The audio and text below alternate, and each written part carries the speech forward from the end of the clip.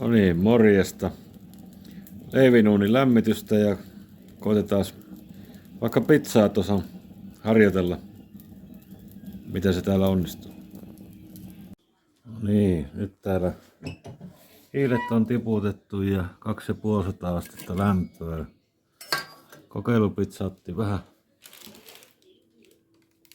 vähän itteensä, niin kokeillaanpa seuraavaa.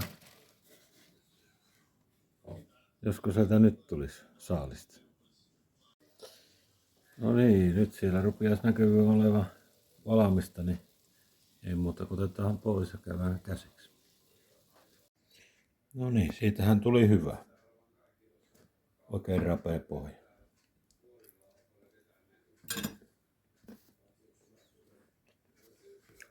Tästä opetellaan lisää.